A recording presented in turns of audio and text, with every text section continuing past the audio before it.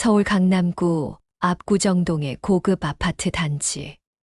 40층 펜트하우스에서 내려다 보이는 한강의 야경은 언제나 숨막히게 아름다웠다. 하지만 오늘 밤 그 아름다운 야경 앞에 선 이수진 38의 얼굴에는 평소와 다른 그림자가 드리워져 있었다. 여보, 또 늦게 들어오시네요. 수진의 목소리에는 더 이상 새로운 상황에 대한 놀라움이 없었다. 지난 6개월 동안 반복된 일상이었으니까. 남편 강민호 42는 넥타이를 느슨하게 풀며 소파에 털썩 주저앉았다. 회사 일이 많아서 미안해. 천편일률적인 대답이었다. 수지는 더 이상 묻지 않았다. 15년 결혼 생활 동안 쌓아온 신뢰가 조금씩 무너지고 있다는 것을 느끼면서도 그녀는 여전히 이 가정을 지키고 싶었다. 수진과 민호에게는 고등학생인 딸 예린 17과 중학생인 아들 준수 15가 있었다. 민호는 대기업 임원이었고 수진은 결혼 전 유명 패션 브랜드에서 디자이너로 일했지만 아이들을 위해 경력을 포기했다. 겉으로 보기에는 누구나 부러워할 만한 완벽한 가정이었다. 하지만 최근 몇 달 사이 민호의 행동에는 미묘한 변화들이 감지되고 있었다.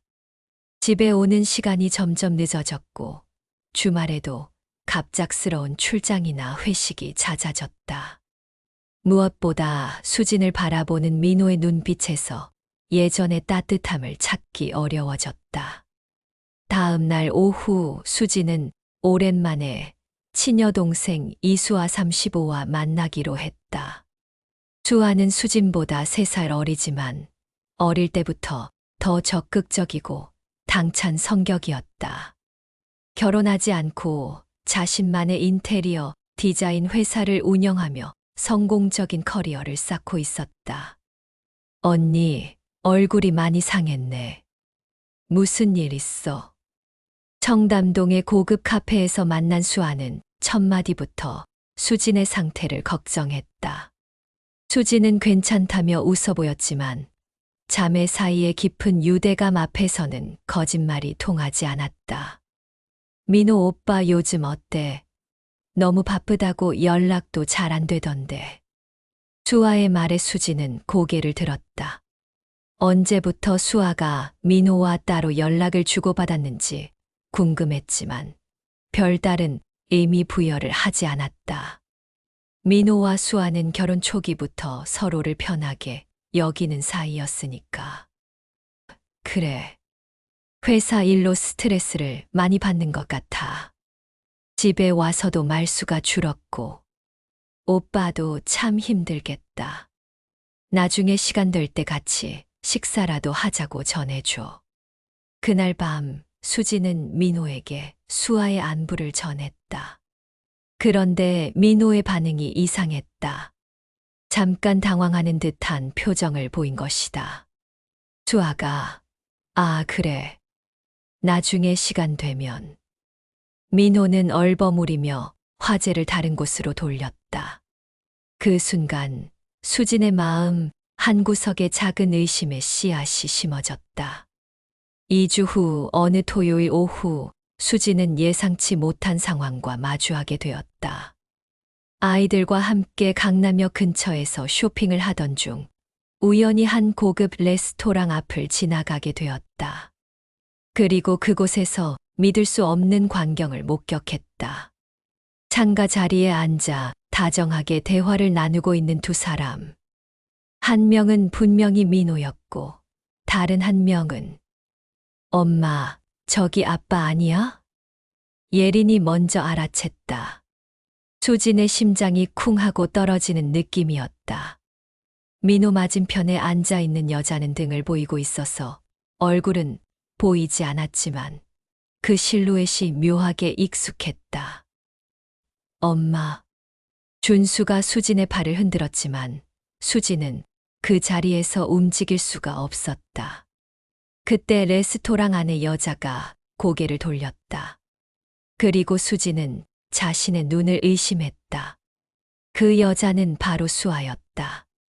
두 사람은 연인처럼 자연스럽게 손을 맞잡고 있었고, 민호는 수아를 바라보며 수진이 오랫동안 보지 못했던 미소를 짓고 있었다. 엄마, 이모랑 아빠가 왜 둘이? 예린의 말이 끝나기 전에 수진은 아이들의 손을 잡고 그 자리를 벗어났다. 다리에 힘이 들어가지 않았고 머릿속이 하얗게 변했다. 집으로 돌아온 수진은 아이들에게 아무 일 없었던 것처럼 행동하려 애썼다. 하지만 방금 전 본 광경이 계속해서 머릿속에서 맴돌았다. 민호와 수아가 그렇게 친밀하게 지내고 있었다는 사실이 믿어지지 않았다. 아니, 믿고 싶지 않았다. 그날 밤 민호가 들어왔을 때 수지는 평소처럼 저녁을 차려주었다. 하지만 식탁 위의 분위기는 어느 때보다 무거웠다. 오늘 뭐 했어? 수진의 질문에 민호는 잠깐 숟가락을 멈췄다. 회사에서 회의하고 오후에는 거래처 사람들과 미팅이 있었어. 거짓말이었다. 수지는 확신했다. 수아한테서 연락 왔어. 이번에는 민호의 얼굴이 눈에 띄게 경직됐다. 수아, 아니, 왜? 그냥 요즘 연락이 뜸해서. 수지는 더 이상 묻지 않았다. 진실을 알아내는 것도 중요했지만 지금 당장은 이 상황을 어떻게 받아들여야 할지조차 혼란스러웠다. 다음 날 수지는 사립탐정을 고용했다. 15년 결혼 생활에서 한 번도 생각해보지 못했던 일이었지만 이제는 진실을 알고 싶었다. 설령 그 진실이 자신을 파멸로 이끌더라도. 탐정 김철민 50은 20년 경력의 베테랑이었다. 그는 수진의 상황을 듣고 난 후 침중한 표정을 지었다. 부인, 각오는 되셨죠? 때로는 모르고 사는 것이 더 행복할 수도 있습니다. 알아야겠어요. 이대로는 살 수 없어요. 김철민은 일주일의 시간을 달라고 했다. 그 일주일은 수진에게 지옥과도 같았다. 민호와 수아 모두에게 평상시처럼 행동해야 했고 아이들에게도 아무런 티를 내서는 안 되었다. 일주일 후 김철민으로부터 연락이 왔다. 수지는 그의 사무실을 찾아갔고 책상 위에 놓인 봉투를 받아들었다. 그 안에는 민호와 수아의 사진들이 들어있었다. 호텔에 함께 들어가는 모습, 수아의 아파트에서 나오는 민호의 모습, 백화점에서 함께 쇼핑하는 모습, 그리고 수아의 손가락에 끼워진 반지를 가리키는 민호의 모습까지. 언제부터입니까? 대략 8개월 전부터로 추정됩니다. 두 분이 상당히 공개적으로 만나고 계시더군요. 마치 들킬 걱정을 전혀 하지 않는 것처럼 말입니다. 수진의 손이 떨렸다. 8개월. 민호의 행동이 이상해지기 시작한 시기와 정확히 일치했다. 그날 밤 수진은 결심했다. 더 이상 이 상황을 지켜볼 수 없었다. 아이들이 잠든 후 그녀는 민호를 거실로 불렀다. 우리 얘기 좀 해. 민호는 뭔가 심상치 않음을 감지했는지 조심스러운 표정을 지었다. 갑자기 무슨? 수지는 탐정이 찍은 사진들을 테이블 위에 펼쳐놓았다. 민호의 얼굴이 순식간에 창백해졌다. 이게 뭐야? 수진의 목소리는 차갑게 가라앉아 있었다. 수진아, 이건 8개월. 8개월 동안 내 동생과 바람을 피웠구나. 민호는 아무 말도 할 수 없었다. 그의 침묵이 모든 것을 인정하는 것과 다름없었다. 왜? 수진의 질문은 단순했지만 그 속에는 15년 결혼 생활의 모든 것이 담겨 있었다. 미안해. 정말 미안해. 왜냐고?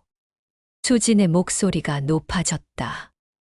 그러나 아이들이 깨어날 것을 염려해 다시 목소리를 낮췄다. 사랑해서. 수아를 사랑하게 됐어. 민호의 대답은 수진의 심장에 비수처럼 꽂혔다. 그럼 우리는, 아이들은 모르겠어. 정말 모르겠어. 다음 날 수진은 수아에게 연락했다. 두 사람은 한강변의 조용한 카페에서 만났다. 수아는 언니를 보자마자 무언가를 직감한 듯 어색한 미소를 지었다. 언니, 갑자기 만나자고 해서. 수지는 말없이 사진 한 장을 수아 앞에 밀어놓았다. 호텔에서 나오는 민호와 수아의 모습이었다. 수아의 얼굴에서 혈색이 사라졌다. 언니, 8개월. 내가 궁금한 건 이유야. 왜 하필 민호였어? 왜 하필 내 남편이었어? 수아는 한동안 아무 말도 하지 못했다. 그녀의 눈에 눈물이 맺히기 시작했다. 처음에는 그럴 생각이 아니었어. 그럼, 오빠가 힘들어하는 것 같아서 상담을 해주게 됐고, 그러다가 내 남편을 뺏기로 작정했다는 거야? 수아가 고개를 들었다. 그녀의 눈빛에는 어떤 결의 같은 것이 있었다. 언니는 몰라. 얼마나 외로웠는지. 다른 사람들은 다 결혼해서 가정을 이루고 사는데 나만 혼자. 그래서 내 남편을? 오빠도 외로웠어. 언니는 아이들한테만 신경 쓰고 오빠는 관심 밖이었잖아. 수지는 믿을 수 없다는 표정으로 수아를 바라봤다. 지금 내 탓이라는 거야? 그런 게 아니야. 하지만 오빠가 먼저. 그만해. 수진의 외침에 카페 안의 사람들이 모두 돌아봤다. 수진은 자리에서 일어났다. 다시는 내 앞에 나타나지 마. 그리고 민호도 만나지 마. 언니. 하지만 수진은 더 이상 듣지 않았다. 카페를 나서며 그녀는 결심했다. 이 상황을 끝내겠다고. 집으로 돌아온 수진은 아이들을 불러 모았다. 예린과 준수는 어머니의 심각한 표정을 보고 긴장했다. 엄마, 무슨 일이야? 얘들아, 엄마가 할 말이 있어. 수지는 깊은 숨을 들이쉬었다. 아이들에게 이 모든 상황을 설명하는 것이 옳은 일인지 확신할 수 없었지만 더 이상 거짓으로 포장된 가정을 유지할 수는 없었다. 아빠와 엄마가 잠시 떨어져 지내기로 했어. 왜요? 예린이 물었다. 아빠가 다른 사람을 좋아하게 되셨어. 준수가 울음을 터뜨렸다. 예린은 충격을 받은 듯 아무 말도 하지 못했다. 이혼하는 거예요? 예린의 질문에 수지는 답할 수 없었다. 아직 결정하지 못했기 때문이다. 그날 밤 민호가 돌아왔을 때 집안은 침묵으로 가득했다. 아이들은 아버지를 피했고 수지는 민호에게 차갑게 말했다. 짐 싸서 나가. 수지나 아이들 생각해서라도.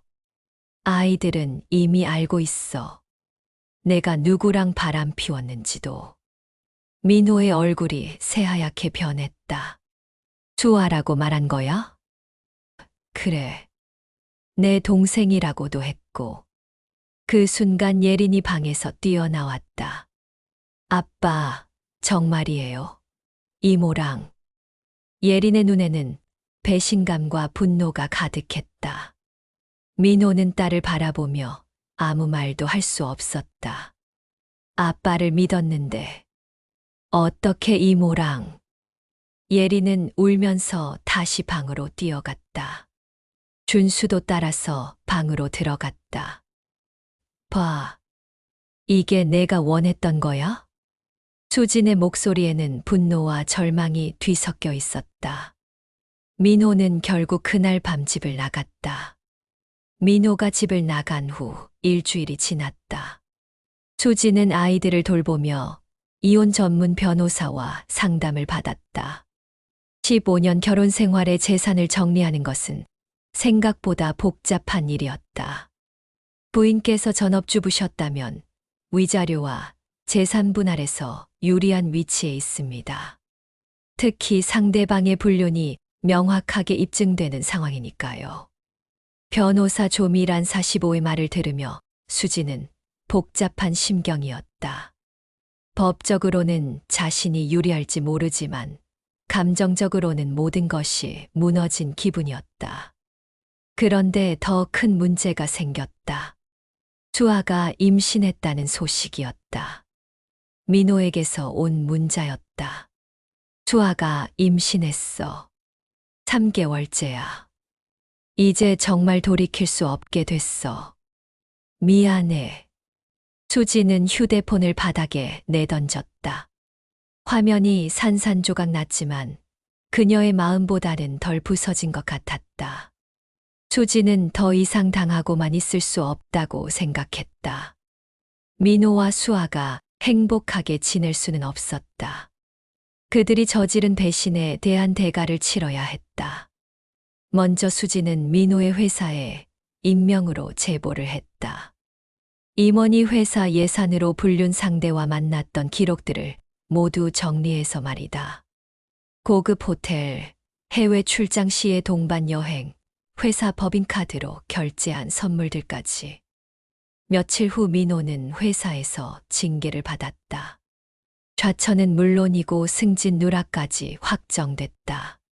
그 다음은 수아였다. 수아의 인테리어 회사 고객들에게 그녀의 불륜 사실을 알렸다. 기혼자를 유혹해서 가정을 파괴한 여자라는 소문은 순식간에 퍼졌다. 고급 주택가에 부유한 고객들은 그런 여자에게 자신들의 집을 맡기고 싶어 하지 않았다. 수아는 가만히 당하고만 있지 않았다. 그녀는 수진을 찾아와 격렬하게 항의했다.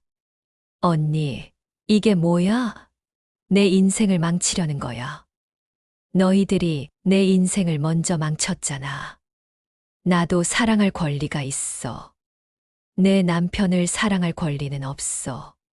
두 자매는 수진의 집 거실에서 마주 서서 소리를 지르며 싸웠다. 예린과 준수는 방에서 이모와 엄마의 싸움 소리를 들으며 눈물을 흘렸다. 언니가 그렇게 나온다면 나도 가만히 있지 않을 거야. 수아는 협박하듯 말했다. 무슨 뜻이야? 언니도 깨끗하지 않잖아. 결혼 전에. 그만해. 수진이 소리쳤다. 하지만 수아는 계속했다.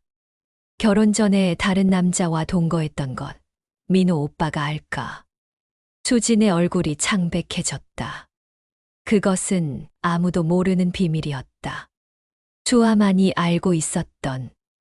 그걸로 나를 협박하려는 거야? 협박이 아니라 경고야. 더 이상 우리를 괴롭히지 마. 그날 밤 수아는 정말로 민호에게 수진의 과거를 털어놓았다. 민호는 충격을 받았다. 15년 동안 자신만이 수진의 첫 번째 남자라고 믿어왔는데 그것이 거짓말이었다는 것을 알게 된 것이다. 민호는 화가 나서 수진에게 전화를 걸었다. 너도 나한테 거짓말을 했잖아. 그게 지금 중요해. 내가 내 동생과 바람 피운 게 정당화되는 거야. 15년 동안 속였잖아.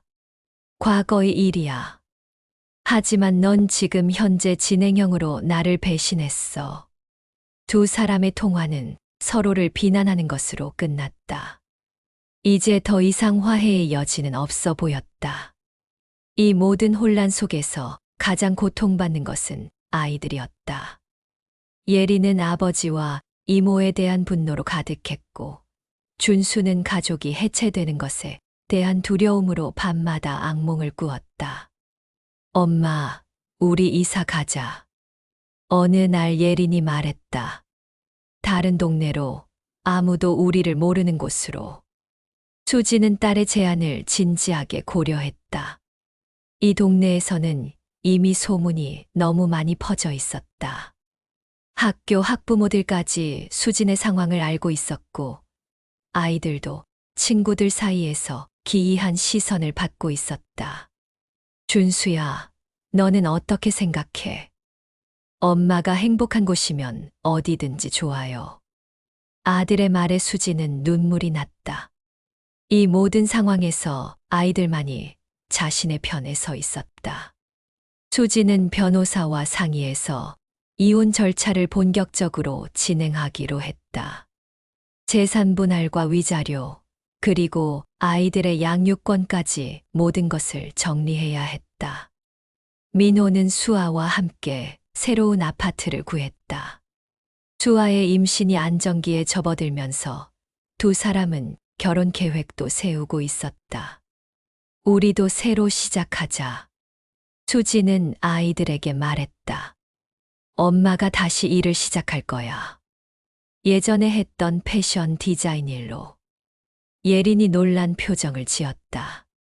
정말요? 엄마가 디자이너였어요? 그래. 너희를 낳기 전에는 꽤 유명한 브랜드에서 일했어.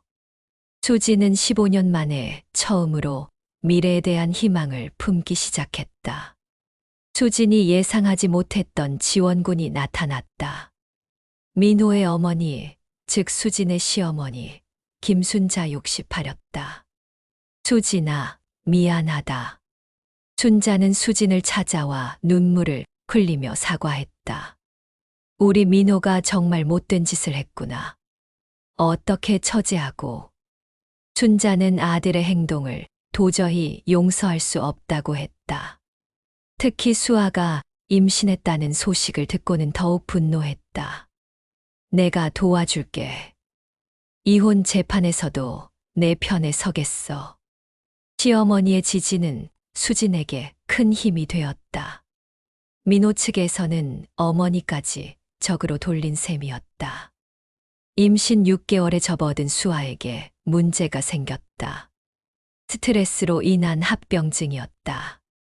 수진과의 갈등, 사업 실패, 그리고 주변의 차가운 시선까지 모든 것이 그녀를 압박하고 있었다. 병원에서 수아는 절대 안정을 취해야 한다는 진단을 받았다. 민호는 회사를 조퇴하고 수아를 돌봐야 했다. 이 모든 게 다 언니 때문이야. 수아는 병원 침대에 누워 민호에게 중얼거렸다. 언니가 우리를 이렇게 몰아간 거야.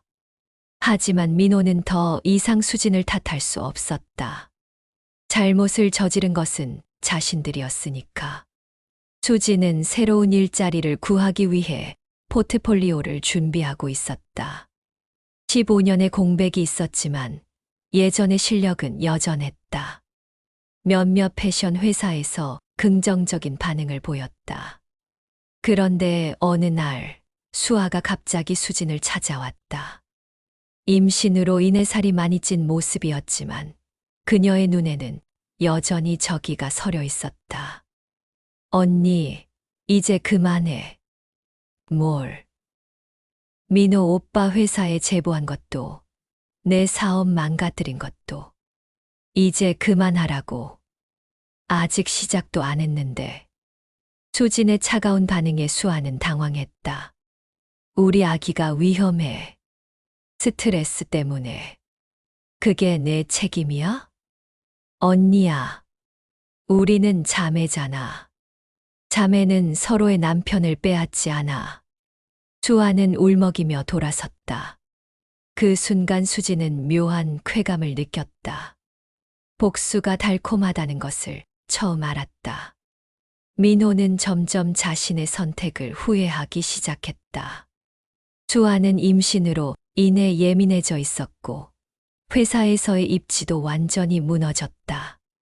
무엇보다 아이들이 자신을 외면하는 것이 가장 괴로웠다. 아빠. 어느 날 준수가 조심스럽게 아버지에게 말을 걸어왔다. 민호는 아들을 만나기 위해 학교 앞까지 찾아갔다. 엄마가 너무 힘들어해요. 그래. 아빠가 돌아오면 안 돼요? 이모는 포기하고 준수의 순수한 제안에 민호는 마음이 찢어지는 것 같았다. 하지만 이미 너무 늦었다. 수아는 임신했고 수지는 이혼을 원하고 있었다. 아빠도 그러고 싶어. 하지만 이제 너무 늦었어. 왜요? 사랑하면 되잖아요. 아들의 말에 민호는 답할 수 없었다. 정말로 수아를 사랑하는 건지 아니면 그저 일시적인 감정이었는지 자신도 확신할 수 없었다. 수진이 새로운 회사에서 일을 시작한 지 한 달이 지났을 때 충격적인 사실을 알게 됐다. 수아의 임신이 거짓말이었다는 것이다. 익명의 제보자가 보낸 병원 기록에 따르면 수아는 실제로 임신한 적이 없었다. 가짜 임신 진단서를 만들어서 민호를 붙잡으려 한 것이었다. 수지는 이 사실을 민호에게 알렸다. 뭐라고? 민호는 믿을 수 없다는 표정이었다. 직접 확인해봐. 수아한테 병원 동행하자고 해봐. 며칠 후 민호는 진실을 알게 됐다. 수아가 모든 것을 시인했기 때문이다. 왜 그런 거짓말을? 오빠를 잃기 싫었어. 언니한테 다시 돌아갈까봐 무서웠어. 민호는 그제야 깨달았다. 자신이 얼마나 큰 실수를 했는지를. 민호는 수아와 완전히 결별했다. 거짓 임신까지 하면서 자신을 속인 수아를 더 이상 신뢰할 수 없었다. 하지만 수진에게 돌아가기에는 이미 너무 많은 것이 무너져 있었다. 수진은 이미 새로운 삶을 시작했다. 패션 디자이너로 복귀해서 성공적으로 일하고 있었고, 아이들과 함께 새로운 아파트로 이사도 했다. 수진아, 다시 시작할 수 없을까? 민호가 마지막으로 매달렸지만 수진의 대답은 단호했다. 이미 끝났어. 우리 사이에는 더 이상 신뢰가 없어. 아이들을 위해서라도. 아이들은 이미 아빠 없이도 잘 지내고 있어.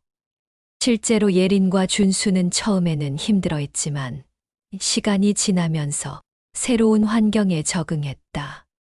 엄마가 당당하게 일하는 모습을 보면서 오히려 자랑스러워했다. 수아는 모든 것을 잃었다. 사업은 완전히 망했고 민호마저 떠나버렸다.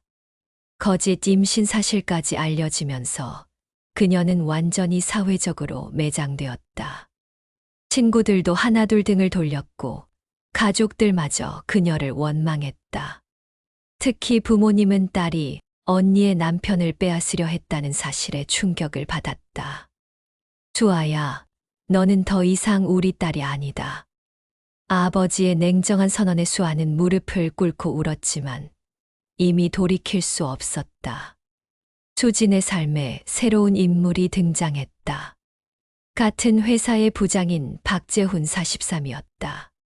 이혼 경력이 있는 그는 수진의 상황을 이해하고 따뜻하게 배려해 주었다. 억지로 하지 마세요. 시간이 필요하면 얼마든지 기다리겠습니다. 재훈의 진심 어린 마음에 수지는 조금씩 마음을 열기 시작했다. 엄마, 박 부장님 좋은 분 같아요. 예린도 재훈을 마음에 들어했다. 준수는 처음에는 경계했지만 재훈이 축구를 함께 해주면서 점차 마음을 열었다. 민호는 완전히 혼자가 되었다. 회사에서는 더 이상 승진할 가능성이 없었고 가족들도 모두 등을 돌렸다. 수아와의 관계도 끝났고 수진과 아이들에게도 버림받았다. 어느 날 민호는 수진이 다른 남자와 함께 있는 모습을 목격했다. 재훈과 함께 아이들과 놀이공원에 간 모습이었다. 가족같이 행복해 보이는 그들을 보며 민호는 자신이 무엇을 잃었는지 깨달았다. 내가 무슨 짓을 한 거야. 하지만 이미 늦었다. 되돌릴 수 없는 강을 건너버렸다. 수지는 부모님을 찾아갔다. 주아의 일로 인해 가족들도 큰 상처를 받았기 때문이다. 엄마, 아빠, 미안해요. 무슨 말이냐. 잘못한 건 수아지. 내가 뭘 잘못했다고. 아버지는 수진을 끌어안으며 위로했다. 수아는 어떻게 지내요? 연락을 끊었다. 그 아이가 저지른 일을 용서할 수 없어. 수지는 복잡한 마음이었다.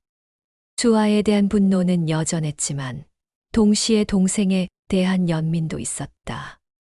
수아는 모든 것을 정리하고 해외로 떠나기로 했다. 한국에서는 더 이상 살 수 없었다. 캐나다에 있는 친척을 의지해서 새로 시작하려고 했다. 떠나기 전 수아는 수진에게 마지막 편지를 보냈다. 언니께 미안합니다. 정말 미안합니다. 언니의 행복을 파괴한 것, 가족을 해체시킨 것, 모든 것이 제 잘못입니다. 변명하지 않겠습니다. 그럴 자격도 없습니다. 언니가 행복하시기를 진심으로 바랍니다. 아이들에게도 이모가 나쁜 사람이었다고 전해주세요. 다시는 언니 앞에 나타나지 않겠습니다. 수아 올림. 편지를 읽은 수지는 눈물을 흘렸다. 분노보다는 슬픔이 더 컸다. 1년 후 수지는 재훈과 결혼했다. 조용한 결혼식이었지만 진심으로 축복해주는 사람들이 있어서 행복했다. 예린과 준수도 새 아버지를 받아들였다. 재훈은 친아버지처럼 아이들을 사랑했고 수진도 오랜만에 진정한 행복을 느꼈다. 엄마가 웃는 모습 오랜만에 봐요. 예린의 말에 수지는 미소 지었다. 정말로 오랜만에 찾은 평화였다. 민호는 여전히 혼자였다. 회사에서는 한직으로 밀려났고 새로운 사랑을 찾을 엄두도 내지 못했다. 가끔 아이들을 만나려고 했지만 예린과 준수는 아버지를 피했다. 아빠, 우리 이제 새로운 가족이 있어요. 준수의 말에 민호는 가슴이 무너지는 것을 느꼈다. 자신의 선택이 가져온 결과였다. 5년이 흘렀다. 수지는 자신의 패션 브랜드를 런칭해서 성공적으로 운영하고 있었다. 재훈과의 사이에서 새로운 아이도 낳았다. 예린은 대학생이 되었고 준수는 고등학생이 되어 밝게 자라고 있었다. 수아는 캐나다에서 작은 카페를 운영하며 조용히 살고 있었다. 가끔 수진에게 안부 인사를 보냈지만 두 자매가 다시 만날 일은 없을 것 같았다. 민호는 여전히 혼자였다. 후회와 자책 속에서 하루하루를 버텨나가고 있었다. 가끔 길에서 수진의 가족을 마주칠 때마다 자신이 버린 행복이 얼마나 소중했는지 깨달았다. 어느 봄날 수진은 가족들과 함께 한강에 나들이를 갔다. 재훈과 손을 잡고 아이들과 함께 웃으며 걷는 그녀의 모습은 진정으로 행복해 보였다. 여보, 후회하지 않아요? 재훈이 조심스럽게 물었다. 뭐려? 그때 용서했다면 가족이 다시 합쳐졌을 수도 있잖아요. 수지는 잠시 생각에 잠겼다가 미소를 지었다. 아니요. 그랬다면 지금의 행복은 없었을 거예요. 모든 일에는 이유가 있나 봐요. 그녀의 눈빛에는 더 이상 과거의 상처가 보이지 않았다. 진정한 치유와 새로운 시작이었다. 멀리서 이 모든 광경을 지켜보던 민호는 조용히 돌아섰다. 자신이 선택한 길의 끝에서 그는 마침내 진정한 후회의 의미를 깨달았다. 사랑은 한 번 배신하면 다시 되돌릴 수 없다는 것을. 그리고 가족의 소중함은 잃고 나서야 알 수 있다는 것을. 가정을 파괴한 대가는 혼자 남겨진 외로움이었고, 그 외로움은 평생 지고 가야 할 짐이 될 것이었다. 가장 가까운 사람의 배신이 가장 깊은 상처를 남긴다. 하지만 그 상처를 딛고 일어설 때 진정한 강함을 발견하게 된다.